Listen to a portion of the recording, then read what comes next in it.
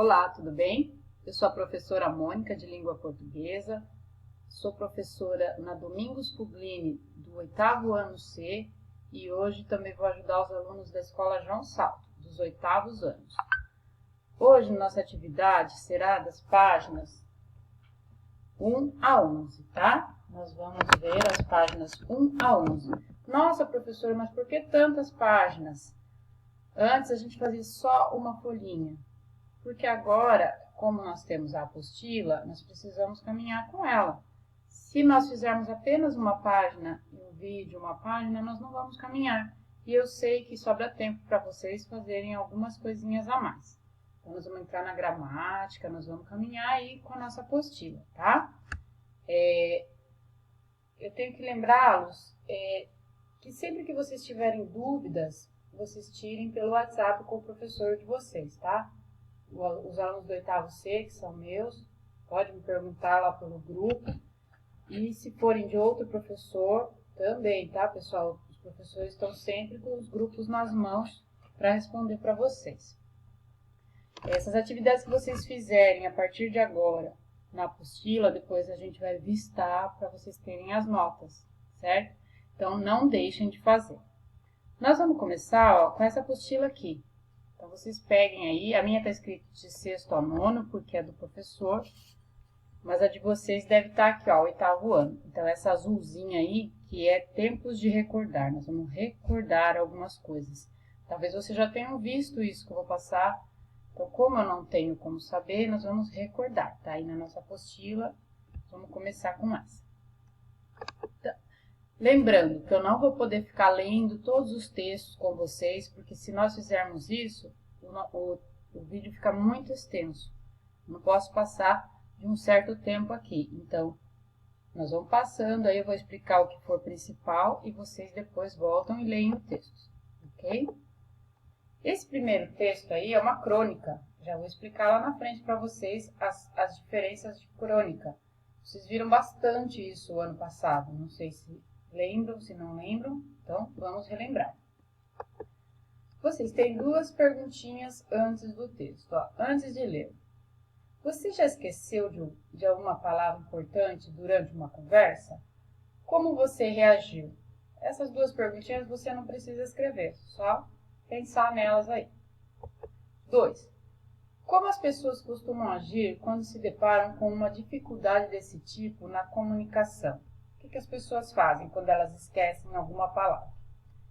E aí vocês, leiam o próximo texto para saber o que aconteceu em uma inesperada situação de comunicação. O texto aí se chama Comunicação. Aí vocês vão ler ele, olha, passando aqui, tá? Vai ler todo o texto, que é do Luiz Fernando Veríssimo, é um cronista brasileiro muito bacana, muito conhecido. E aí vocês vão responder as questões, ó, explorando o texto e texto em construção. Essas duas aqui, esses dois tópicos, se referem ao texto. Então, você vai ler para responder aqui, ó, certo? Aí a gente chega na página 6. Página 6, que é onde eu preciso explicar para vocês aí, ó, conhecendo o gênero textual. Então, nós vamos saber as diferencinhas existentes na crônica, caso precise ir lá para cima. A crônica é um gênero textual de narrativa breve, geralmente produzida para ser publicada em jornais ou revistas. Refere-se a assuntos do cotidiano, apresenta linguagem coloquial e, às vezes, mistura os níveis de linguagem formal e informal. Muitas crônicas se estruturam em forma de diálogo, total ou parcialmente, o que produz no texto um efeito de atualidade e dinamismo. Ela é rápida por causa por ter diálogos, tá? Uma das características desse gênero textual é levar o leitor a refletir sobre um fato ou situação do cotidiano, coisas do dia a dia. Então, você vai parar para pensar sobre aquela coisa. É isso que a crônica tenta fazer. Para isso, pode ou não utilizar o humor como recurso expressivo na construção de sentido do texto. Então, pode ou não ter humor. Alguns autores consideram a crônica como um gênero que navega entre o literário e o não literário. Outros afirmam que é muito difícil definir crônica, já que ela pode se alterar com o tempo ou conforme as intenções de quem a produz. Então, essas são as características básicas da crônica. Então, é isso aí, vocês vão usar para responder aqui para cima, tá? Nessa parte aqui, ó.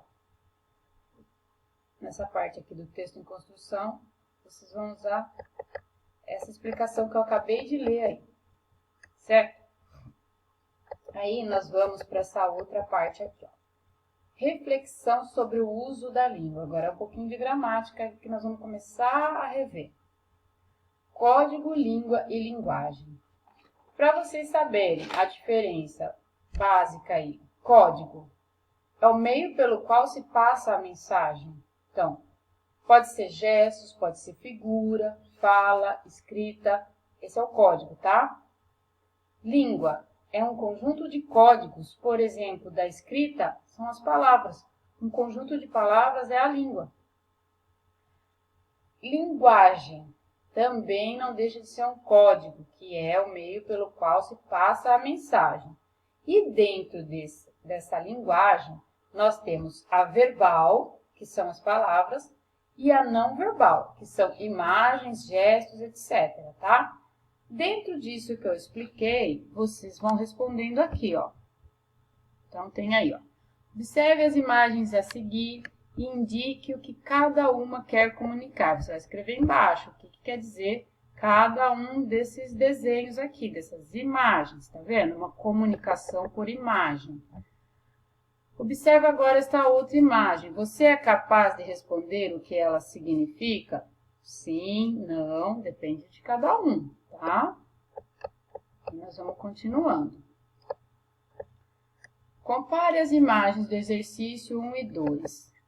A partir do que eu expliquei, o que tem de diferente nessa aqui, nessa primeira aqui, ó, e nessa daqui, 1 e 2.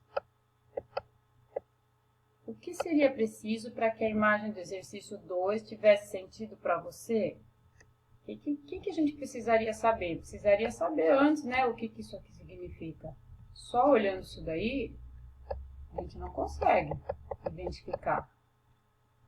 Aí vocês têm uma tirinha, eu vou ler para vocês, a tirinha, porque é curtinha. Querido filho, deixe um queijo no chão. Mamãe, o rato escreveu. Aí o menininho foi pegar, estava escrito várias letras. Esqueci que não sei escrever. Então o rato tentou escrever, mas não foi, né? Daí vocês têm duas perguntinhas para responder aqui, ó, sobre essa tirinha. E aí vai responder que é dentro desse código, língua e linguagem. Lembrando, código, o meio pelo qual se passa a mensagem. Pode ser gestos, figuras, fala, escrita. Língua, o conjunto de códigos. Linguagem, também é um código, né? Que é o meio pelo qual se passa a mensagem. Verbal com palavras, não verbal, imagens e gestos. Importante saber, eu vou ler para vocês aí. Há milhares de anos, o homem tenta registrar seus pensamentos, sentimentos e aspectos da vida. Inicialmente, por meio de imagens, os seres humanos, ao longo de sua história, criaram outras linguagens gráficas, números, ideogramas, letras, permitindo maior comunicação, ou seja, criando códigos. Lembram o código, que é o meio pelo qual se passa a mensagem? Foram criados. As palavras, por exemplo, são os códigos. Os homens das cavernas utilizavam aqueles desenhos.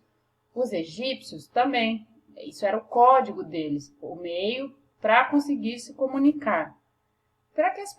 Para que possamos nos comunicar com alguém, é preciso que os códigos utilizados sejam compartilhados pelos indivíduos que participam do ato de comunicação. Podemos citar, por exemplo, o Código de Trânsito, que permite ao motorista e aos pedestres estabelecerem uma comunicação. Então, para que haja comunicação, todas as pessoas envolvidas têm que saber do que se trata aquele código.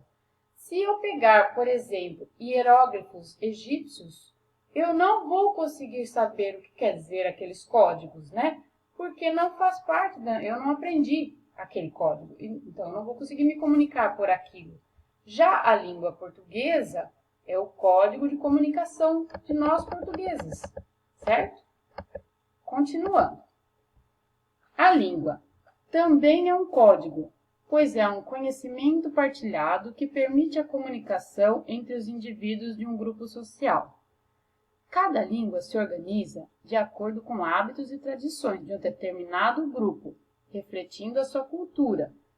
Às vezes, os indivíduos falam com gírias, e a pessoa, se ela não está familiarizada, ela não vai conseguir entender aquela língua.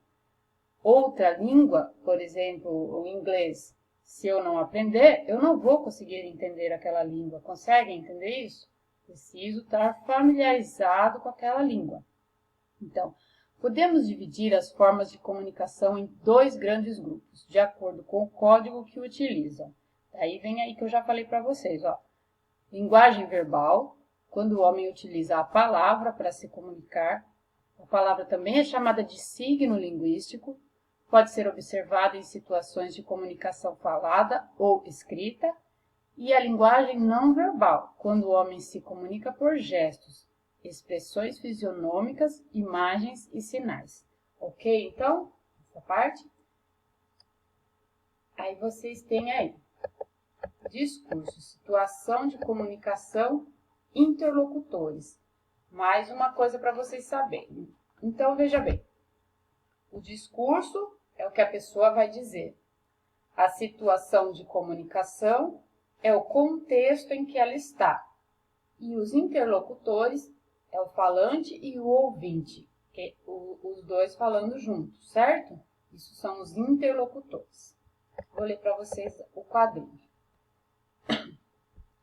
Leia esta HQ que tem Zezo, o menino mais mal-humorado do mundo, como personagem principal. Eu não vou ler que o tempo vai estourar aqui, tá, gente? Aí vocês vão ler, vão responder. E antes que acabe o tempo aqui, eu vou explicar para vocês essa parte aqui, ó. Situação de comunicação. O que é importante vocês saberem aqui, ó. Contexto. Em que local está inserido esse assunto, tá? Por exemplo, na sala de aula ou na rua, esse é o contexto. Locutor, ó, quem fala. Locutário, quem ouve. Enunciação é o ato de utilizar a língua para se expressar. É o que está sendo dito. Então, interlocutores, quem fala, quem ouve, certo? Enunciação, o que ele diz. Com essa explicação aí, vocês vão usar também para responder aqui embaixo, ó, tá? Todas as perguntinhas com desenho, com imagem, até aqui, ó, escrevendo e aprendendo. Da página 11, vocês vão parar, certo? Até aqui vocês vão. Até a pergunta 4 na página 11. Certo, então? Dá mais uma lidinha, eu vou ler aqui rapidinho para vocês e aí vocês terminam aí. Para compreender melhor a situação de comunicação, cabem algumas perguntas. Que informações são dadas a respeito do assunto de que se fala? Que informações são dadas sobre os interlocutores? Ou seja, as pessoas ou personagens envolvidas? Quais são as informações sobre o lugar e a época em que ocorre a situação de comunicação? E quais são as informações sobre a intenção dos interlocutores com seu discurso, certo? Aí vocês têm aqui uma pequena explicação, lembrando, contexto em que está inserido. Locutor, quem fala, locutário, quem ouve, enunciação, o que está dizendo, certo? Aqui, interlocutores é locutor e locutário. Espero que tenha ajudado. Façam com atenção. Se tiverem dúvidas, me chamem no WhatsApp, certo? Principalmente sobre esse finalzinho aqui, se não conseguirem responder. Semana que vem eu respondo com vocês e passo mais um pouco de matéria. Um abraço, um beijo, fiquem com Deus. E até